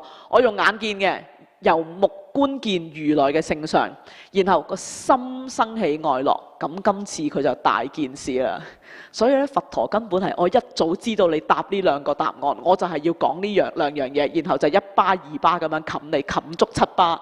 其實唔止7巴嘅，好多巴嘅。佢喺每一巴裏邊咧，仲有好多係有夾佢埋去牆角，係咪？得啊嘛，好好啊！佢真係講得好，即係佛陀你見到佢係一步一步地咧，希望柯蘭係真係掌握得到。好啦，望住呢2個圖，亦都係我哋要講嘅重點嚟嘅。要留意，因為柯蘭喺呢一度擺明係俾佛陀搞亂晒佢嘅嗰個視線。好，佢話用我心目啊嘛，其實喺呢一度呢，有啲人就話，柯蘭都搞亂咗心同埋目，唔係，柯蘭冇搞亂，佢認為用眼睇，然後個心生起渴仰，呢件事係咪正常先？正常啊嘛。如果你都係咁樣答嘅，人哋問你用咩嚟到睇㗎？用眼睇咯。你點樣開心啊？我心開心咯，係嘛？正常噶嘛。好啦，所以佢衰喺邊個位啊？用眼睇唔衰得晒，但係佢未答得準確。好啦，個心生起渴仰，而家個問題就係，你信佛嘅你就會知啦，或者你讀過啲佛學嘅你會知，係啊，人類答案啊嘛。咁我想問啦，你講緊係咩心先？因為佛教講緊嘅有心意識3種，有講嘅係妄心定係真心？係咪有講緊嘅係肉團心、緣類心定係靈知心？你講乜心先？你都冇講出，係嘛？咁所以佛陀就會係咁啄佢呢一個。你講心，你講目，我就要逐樣同你講。好，因為柯蘭喺呢一個位裏邊，佢表示住呢個心，其實佛陀係講俾大家聽，大家唔知道呢個心係指向緊乜嘢心，係真心定係妄心？呢度得唔得？呢度得嘅，全部俾個 T 字我得啊嘛。唔會啊！佛陀在世，你9秒9擊死佢，佢應該會用一啲更加離譜嘅方法嚟到9秒9KO 我哋。好嚟，好啦，咩叫做心意識呢？請留意，如果一般人所講嘅嗰個心，其實就係一種辨別嘅能力，辨別嘅能力，即係綠色，即係綠色。望呢個圖，望呢個圖。頭先我哋見過咩叫綠色呢？我用眼根睇到出邊嘅色之後，用眼色去辨別，咁樣就叫眼色。好啦，耳根聽聲音，然後用耳色去辨別，我哋叫耳色。所以眼耳鼻舌身意六根對於外邊嘅色聲香味觸法就會產生綠色。呢個明啊？呢個明啊？好啦，咁係啊，有呢個位有好多人都錯㗎，有好多人都錯㗎。咁所以一般人所講，我點樣生起歡喜呢？呢一個應該係講緊前綠色。你望住呢個三角形，好重要。係啦，我眼睇到之後，我辨別完。係啦，我眼根睇到，用個眼色辨別完，然後啦，我個心去思維。唔係，sorry， 應該用個意根去思維。咁樣會亂嘅。用個意根去思維完之後，中意。咁呢個中意係點嚟㗎？呢個中意係由你嘅眼色同埋個意識前邊呢綠色包含嘅，咁樣就叫做色。所以佢心生愛樂呢件事應該係同個色主要有關係。好啦，而一般人所講嘅我諗嘢後邊有一個 preference 嘅嗰個就叫做末那識，係個意嚟嘅，即係我執我及我所嗰個我執。唔緊要，你覺得有啲複雜，唔緊要。好啦，而佛所講嘅嗰個真心係咩呢？第八識係個主體，阿賴耶識。好啦，所以佛陀其實認為心應該係講緊真心，但係柯蘭答嘅係個色心前綠色，兩件事嚟嘅。好啦，所以佢心生愛樂嘅時候，我哋就要問啦：呢一個心係識別嘅能力啊，定係個真如嘅本體？係啦，一定係二呢。柯蘭係將佢嘅重點擺喺一，而佛陀要講嘅其實係二。好，呢個就已經係叫做唔知道世間嘅兩種根本，一種係生死根本，生死根本咪嗰種識別嘅能力咯，你執住佢啊嘛。然後啦，咩叫涅槃嘅根本啊？就係嗰種真如心，真如心。好啦，然後嚟啦，用隻眼睇啊嘛。好，用隻眼睇，然後心生愛樂。好啦。咁佛陀就話啦，你因為咁嘅緣故，係啦，如語所說，你講噶嘛，你講噶嘛。好啦，真所愛樂因於心目，你見到我嘅標點符號將心同埋目係分開嘅，即係佢話用眼觀見，然後心生愛樂啊嘛，唔係淨係佛陀屈佢嘅，係柯蘭自己表明我用眼觀見，然後心生愛樂。好啦，佛陀就話：好，如果你唔知道心目所在嘅話，我咪話呢，當初柯蘭係問佢成佛嘅方便，遮摩他、禪羅三摩，佛陀就話唔係，你因咩出家？我哋話佢特登兜亂嘅。唔係啊，佛陀係講緊你要成佛嘅時候，成佛一定要降伏塵惱。而降伏塵惱，佢話你生起塵惱嘅原因係因為心目啊嘛，你自己講噶嘛。我眼見到如來，然後心生愛樂。好，故此佛陀就話你要降伏塵惱，一定要將個重點擺落去心同埋目。好啦，既然係咁，心目為垢，我爆咪添。今問語為心與目，今何所在？我而家問你啦，咁你嘅心目喺邊度呢？咁就帶入去個主題啊！今次真係大件事。好，我又嚟編劇上身，大家睇一睇成件事。我話俾你聽，佛陀都好夾硬嚟，好夾硬嚟。人哋明明問佢成佛嘅妙遮摩他、三摩同埋禪羅，佛陀就偏偏唔答，就話俾你聽：哈！你因為乜嘢發心出家？好啦，咁人哋咪明明見到咯。佢話：我見到你32相嘅殊勝啊嘛，我心生渴仰，然後我就從佛諦落，係咁噶嘛。咁但係你睇下，佛陀話你見到佛嘅32相嘅殊勝而心生愛樂，係好定係唔好啊？佢喺呢度講，你認為佛陀喺呢一度個表達係認為阿難嘅心生愛樂係好嘅，請打1；認為佛陀喺呢度講緊阿難所生嘅心生愛樂係不好嘅，請打2。你答我先。喂，佢明明講嘛，心目為垢啊嘛，係啦，係好嘅，認為佢嗰個心生愛樂嘅心生愛樂係好嘅，打1；認為不好嘅打2。如果我見到1嘅話呢，真係要切腹啊！今次係從文字上邊你見到噶，點解有1嘅？你撳錯隔離咋係嘛？冇3，一係1，一係2。認為心生愛樂係好嘅1，認為不好嘅係2。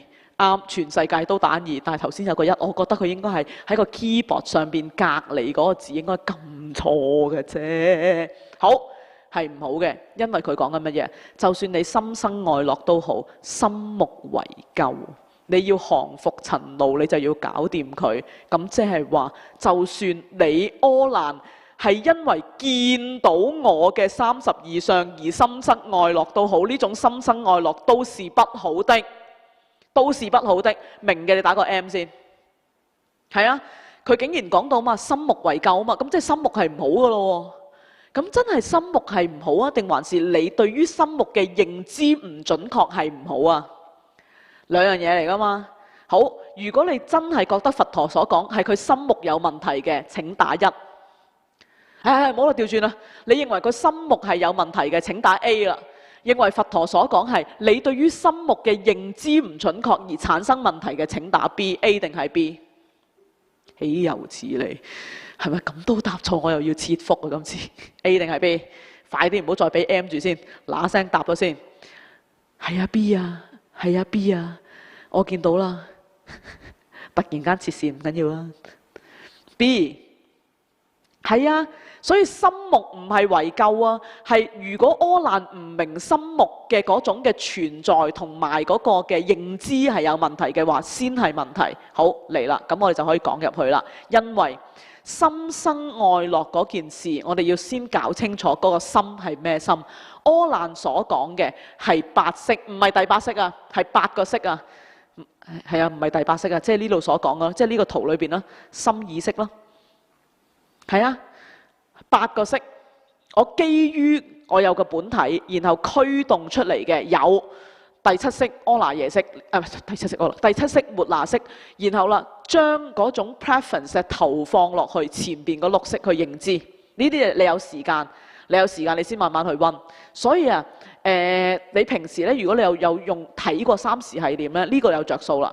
三時繫念嗰啲文字上面，我特登用翻佢嘅個文字上邊好鬼正，佢讓你分別到乜嘢叫做分別心識別嘅能力，乜嘢叫做真心。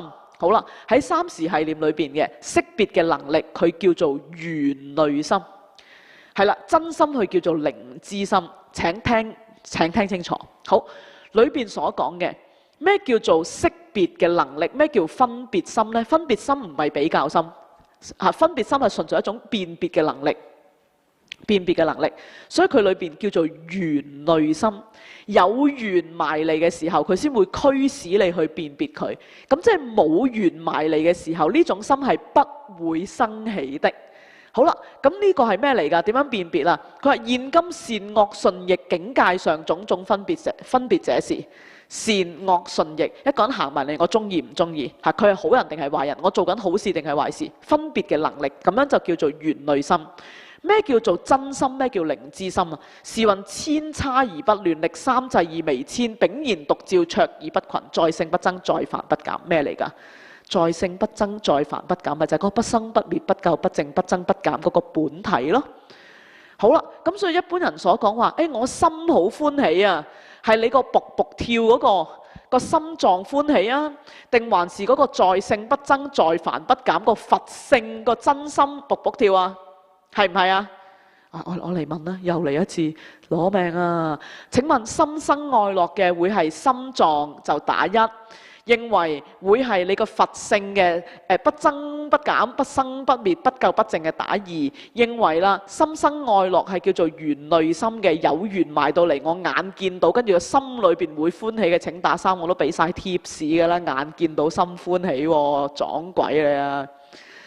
佢哋已經俾到亂晒啦，而家嗰啲1、2係咩？點解仲會有1同埋2同埋有3嘅？我好驚喎，係3啊嘛。咁之前嗰啲1、2係搭緊前邊嗰啲㗎咋係嘛？嗰啲啱啱食完飯行埋位聽翻前面嗰段嘅咋係咪？係啦，係啦，呢個先啱。柯蘭所講嘅係緣類心，所以佛陀話佢搞錯咗，因為佛陀想揾出嚟嗰個係靈知心。但係佢去揾七處精心嘅時候，佢想逐一擊破，話俾柯蘭聽，因為你嘅緣類心係沒有固定存在嘅情況，佢只係隨緣而生起。我俾咗答案先，係啊，我講真係攞命，係我俾咗答案先。佛陀七處精心係要讓柯蘭知道呢個緣類心係隨緣而生起。咁我個問題，咁我有歇後語啦。既然隨緣而生起，咁個緣唔存在或者消散嘅時候，嗰個緣類心會點啊？個緣類心咪滅咯，係嘛？你而家問啊嘛，咁佢喺邊啊？冇可能有緣嘅時候先有緣類心，冇緣嘅時候係冇緣類心。呢度明唔明嘅請打 M。好緊要啊！呢件事我俾咗答案先啊，所以你睇柯蘭你就當睇戲咁樣睇好啦。因為佛陀係講得好清楚噶，你亦都有之後咁多嘅資訊，你係好快可以搞掂佢啊。好啦，得嘅話，咁我哋就可以講入去啦。我哋第三堂呢，七住精深都仲未講到一個，即係呢件事實在太離譜。好，咁我哋呢就去到第3頁。最尾尾二嗰段嘅第4項，柯蘭白佛言：世尊，一切世間10種異生嗰度，係啦，佢答呢度啦，係啦，10種異生同將色心居在身內。我呢一度呢，我係覺得柯蘭其實好可憐，同埋呢，我覺得佢有一個位呢，佢好似呢唔係好辦得住。俾你點會講個色心喺邊啫？你就直接答個心喺邊啫嘛，係咪先嗱？如果你正常，佛陀問你，柯蘭你見到乜嘢？唔係用咩嚟睇？然後用乜嘢嚟到歡喜？咁柯蘭話我用眼嚟睇，用心嚟歡喜。咁所以佢喺呢一度應該會答佛陀乜嘢啊？佢應該答佛陀就係我心喺邊度就係啦。點解佢要講個色心喺身內啊？係咪啊？好整蠱㗎，好整蠱㗎呢度。俾翻呢張圖先。頭先我哋之前嗰個啊嘛，佢問佢啊嘛，心目為垢啊嘛。咁你嘅心同埋目喺邊啦？佛陀都咁問你啫嘛。你嘅心喺邊啊？你眼喺邊啊嘛？但係柯蘭喺呢一度佢坐不住啦，佢竟然答佛陀話個色心喺身內。講真啦，講到《楞嚴經》，我又嚟溫一次書啦。最初華嚴3-7日，然後啦阿含12方等8， 22年般若談，撞你個鬼啊！真係今次，你睇下12、8、20年，跟住先講般若。我當佢第1年講般若講《楞嚴經》，當嘅啫，一定唔係啦。你有20年嘅基底，柯蘭聽咗阿含聽咗咁多年，佢有乜理由喺呢一度話俾你聽個色心係有個位裝住嘅啫？冇可能噶嘛，係咪？今次真係撞鬼啊！冇啊，係啊，呢件事係冇可能出現。但係柯蘭係好似突然間咧漏咗口講話個色心喺邊度？你既然知道佢係色心，你就唔應該話佢有存在嘅地方，同唔同意啊？係咪先？你喺阿含嘅時候就已經講緊五蘊啊嘛。講五蘊嘅時候，你係明知道個眼根去對接嗰個眼境嘅時候，先生起嗰個眼色噶嘛。咁你點會話個眼色有地方裝住佢嘅啫？不可能噶嘛，係嘛？我又計唔到數咩？冇啊，冇啊！到師傅講到亂晒，我講到亂晒咩？冇啊！死啦！講到邊度啊？我講緊呢度咯，講緊一咯，我冇亂，係我好清醒，係好啦。咁所以點樣都要講一個嘅，係啊，你 agree 嘅，咁啊大家俾個 A 啊，大家俾個 A，係啊，呢件事好重要。好，柯蘭竟然就答佢悉心居在身內，喺個肉身裏邊，喺個肉身裏邊有個悉心。好啦，然後佢仲要咧加把腳嘅，佢真係好搞笑啦。縱觀如來青蓮花眼，讚佢都冇用啦，亦在佛面。係咯，你俾頂高帽佢戴咁咪點啫？係咪先？冇用啊嘛。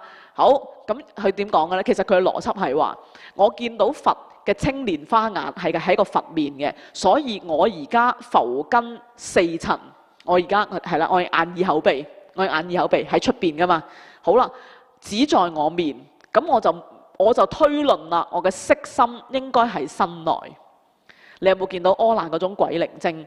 係咯，我見到佛嘅青蓮花眼，你淨係講下，我見到佛眼喺佛面咪得咯？佢唔係，我見到佛嘅青蓮花眼亦在佛面，高帽就得㗎啦。好，佢就話啦，因為我嘅眼，因為心目啊嘛，我嘅眼喺出邊，咁我嘅心喺裏邊。柯蘭嘅邏輯嚇，此是柯蘭的邏輯。好，佛陀就話啦，哦咁啊，而家你坐喺個講堂裏邊，從個窗望出去講堂外邊，係咪見到祇陀林實在堂外？問佢，個場景係佛陀喺祇樹給孤獨園講呢部經。咁佢喺個園裏邊起咗個 building，嗰個叫講堂。佢坐喺個講堂裏邊去講經，柯蘭喺裏邊聽佛講經，大家一齊望出去就見到個園林。請問佢就問啦，我而家喺個堂裏邊先見如來，再觀大眾，如是外望，方觸園林。柯蘭自己答嘅喎，佢點樣睇到啊？佢話：柯蘭，你而家喺裏邊見到咩先啊？佛陀問佢嘅。好啦，柯蘭就答佛陀啦。我喺裏邊見到咯，係見到佛。然後啦，見到聽經嘅大眾，然後再從外望出去，我先見到個園林。好啦，然後佛陀就話：你今次死梗啦！你今次死梗啦！好，你見園林嘅嚇，你見園林嘅。點樣見㗎？因為乜嘢你先見到啊？其實因為你打開個窗咪見到咯。如果唔係你密封晒嘅，你睇唔到噶嘛。所以柯蘭就答佢啦：世尊，呢一個講堂因為有窗啊，窗又開闊，所以我坐喺堂裏邊可以望到出邊。好，佛陀話：你今次真係死梗啊！你死梗啊！好，佛陀仲要係點呢？軟硬兼施啦，摸下佢嘅頭先，舒金色鼻摸柯蘭頂，摸下佢，係即係話嚇 ，don't worry 啊嚇，但係你都今次都係死梗，摸佢，同佢講有三摩提名大佛頂首楞嚴王，仲要係點呢？具足萬行，十方如來一門超出妙莊嚴路。佢淨係答佢，佢唔係話俾你聽死梗，佢俾個甜頭佢。嗱，柯蘭你細心聽啦，而家我要講嘅就係嗰種首楞嚴三昧，係三昧之王，有三摩提叫做大佛頂首楞嚴王。呢一個係咩嘢嚟㗎？十方如來超出嘅妙莊嚴路，仲要係點樣超出啊？係一門超出，得一條路嘅啫。所以係咪因為嗱有首楞嚴三昧、有海印三昧、有一行三昧、有念佛三昧、有咁多唔同名嘅三昧，點解叫做一門超出啊？嗰個一門超出，無非係我如果明乜嘢叫做常住真心、性淨明體，然後啦唔再執着於所謂嘅妄心，我就能夠超出世間，證到圓滿菩提。佢14000好多次去死梗嘅，真係得唔得先？因為古字通嘅呢個魔同呢個魔古字通嘅。頭先同學問緊呢一樣嘢，係啊，佢整蠱佢啊，佢死梗啊。咁但係你有冇見到佛陀係點啊？你講呢一度，人哋柯蘭答佢啊嘛，我話我心喺內，係啦，實居其內。佛陀就逐樣問啊嘛，你見到出邊祇陀林係點見㗎？你先見到啲咩？我喺裏邊見到佛，見到大眾，然後向窗外邊望出去先見到祇陀林。咁佛係咪應該即刻答佢？既然係咁嘅，因為個答案係咁啊，因為答案係咁嚟。好啦，佢話與之心靈一切明了你嘅心一切明了嘅喎。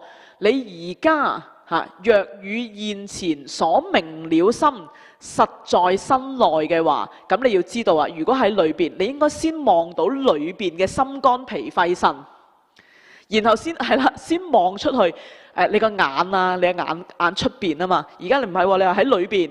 咁即係唔係用眼去睇嘅啫喎？你應該知道晒裏邊啲心肝脾肺腎，然後先知道出邊個景啊。咁究竟係唔係㗎？佢話：如果你見唔到裏邊嘅心肝脾肺腎，你點能夠話你個心喺裏邊呢？佢話：必不內知雲何知外？你都唔知裏邊，點解你知出邊呢？唉，成件事我話俾你聽啊，簡直係死！你有冇見到啊？我呢，我都講亂晒，因為我用嗰啲字唔係佛陀嗰啲字。佛陀係話，佛陀係講緊知，我係講緊睇，我係講緊見。眼跟對嘅嗰個一定係眼出邊嘅景嚟噶嘛。所以佛陀係喺度換緊一個概念，佢係逼死阿難噶嘛。佢換咩概念啊？佢用知嘅概念。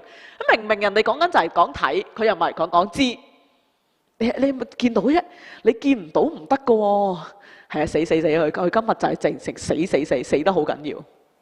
係啊，佢死得好緊要啊！嗱，你睇下，佢問佢個心喺邊度？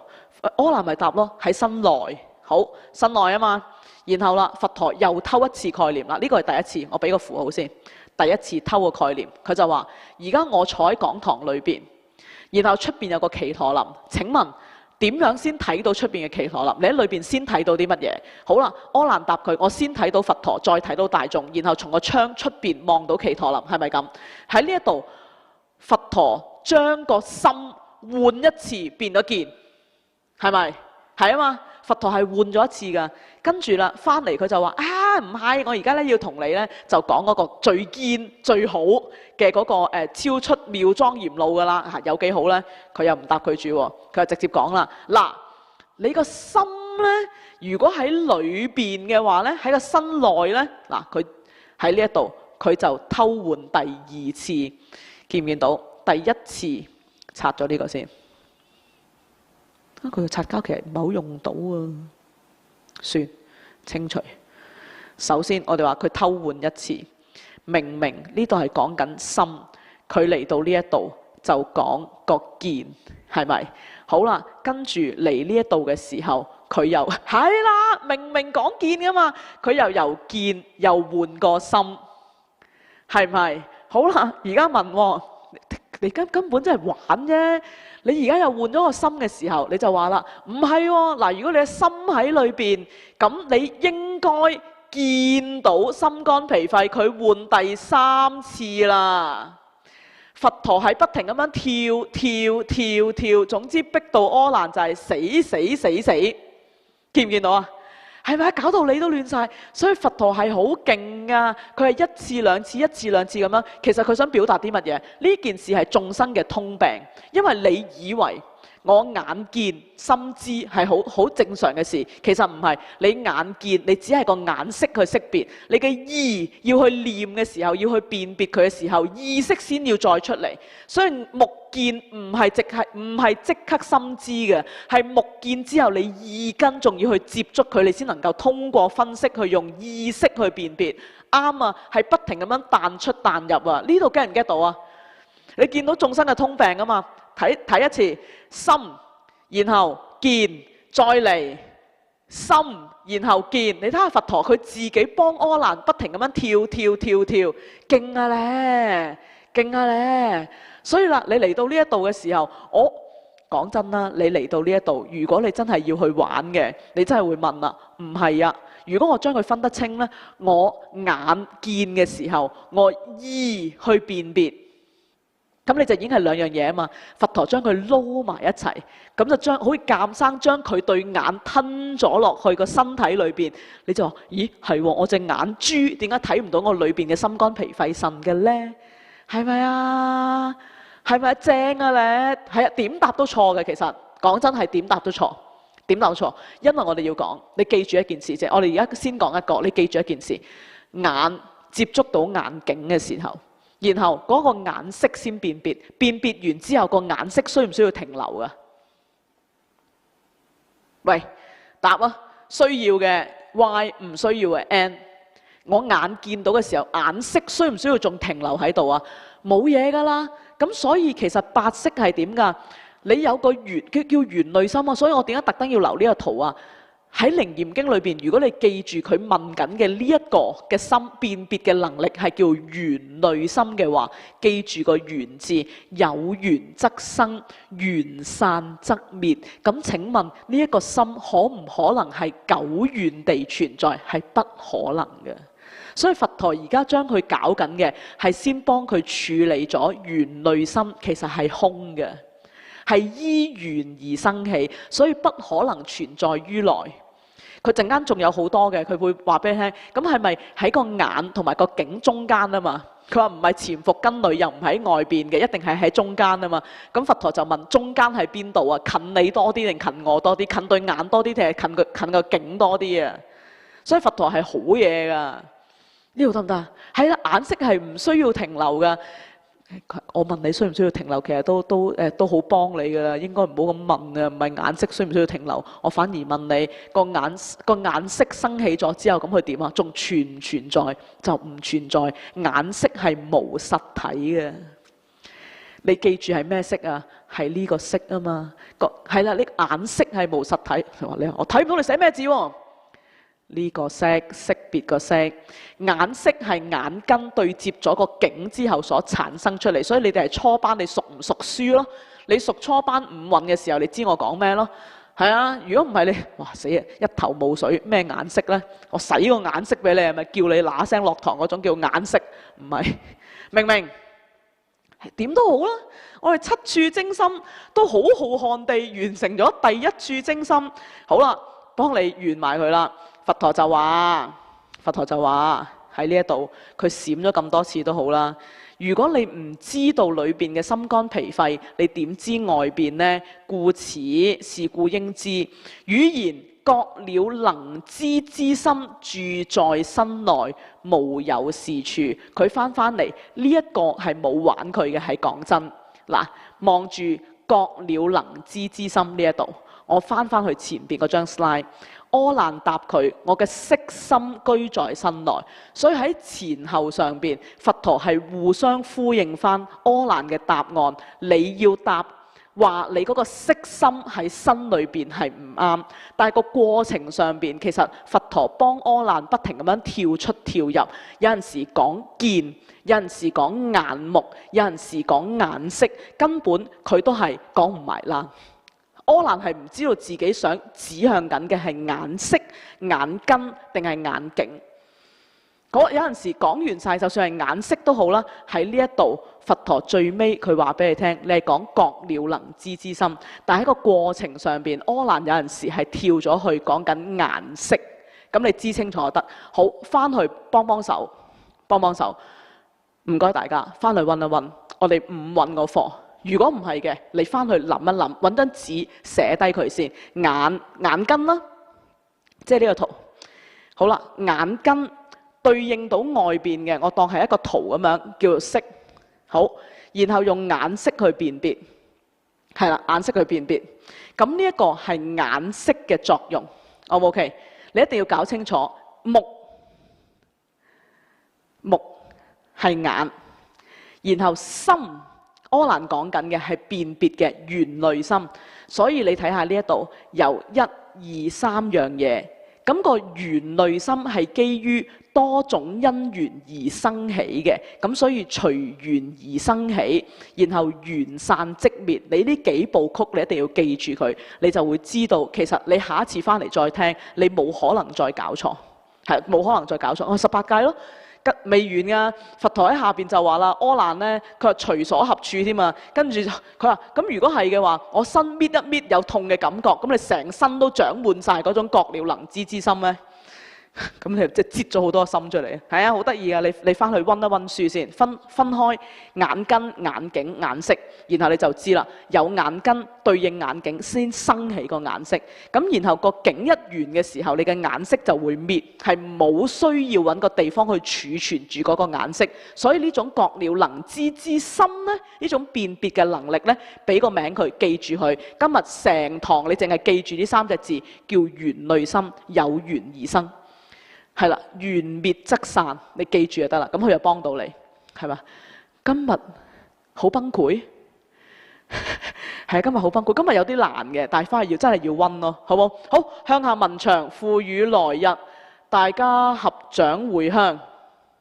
回向嗰個人喺出邊啊！你攞佢支咪，台面。